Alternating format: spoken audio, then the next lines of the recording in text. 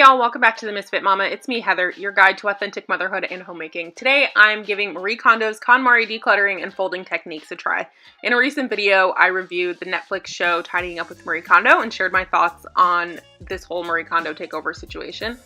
In the video, I mentioned that I was still skeptical about Marie Kondo's folding technique and was hesitant to give up my folding technique, honed through years of folding entirely too many baby shirts. But my son's closet needed to be organized, and I thought the vertical folding method might actually help his dresser stay neater for longer, since he'd be able to see everything in the drawer without having to undo all of my precious folding. Obviously, I had a pile of clean laundry in a basket waiting to be folded, because isn't there always a pile of clean laundry in a basket waiting to be folded? So before I even started decluttering, I figured I would try out the folding method to see how hard it would be. Turns out it's actually pretty easy and only a little different than what I already do.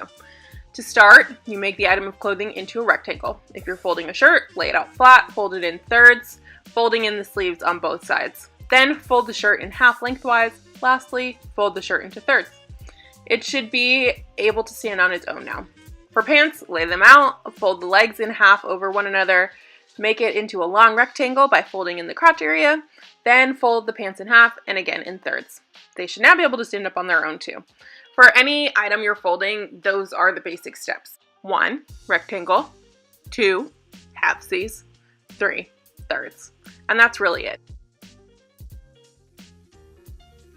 This can get kind of weird when you're working with small kids' clothes. I found that for things like shorts or boxers, they were so small that I had to just skip the second step of folding the item in half and go straight to folding it in thirds.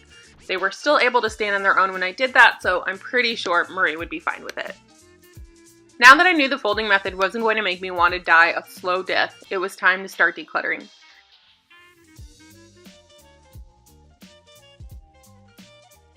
Staying true to the KonMari method, I pulled everything out of the closet before getting started.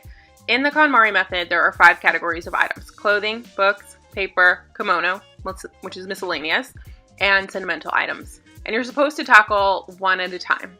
I decided to just go ahead and do everything that was in the closet because there just honestly wasn't that much stuff.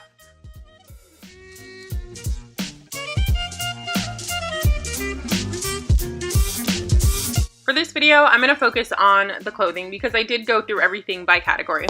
So first I piled all my son's clothing on the bed and then started going through it.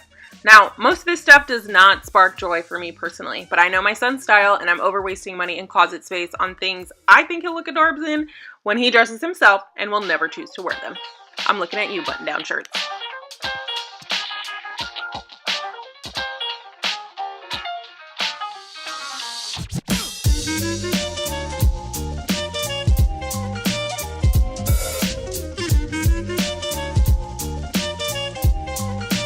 Small child socks were another thing that you don't have to do the complete method for. If you're able to fold a 6-year-old socks into halves and then thirds without losing your mind, please let me know who you are and then come fold my kids' clothes.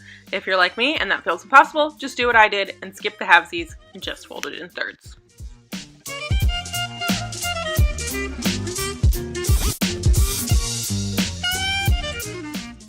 It only took me about 20 minutes to go through all the rest of his clothes and fold everything up. Then it was time to put everything back. Already it looks better than that hot mess that I showed you at the beginning. Hopefully it'll stay that way.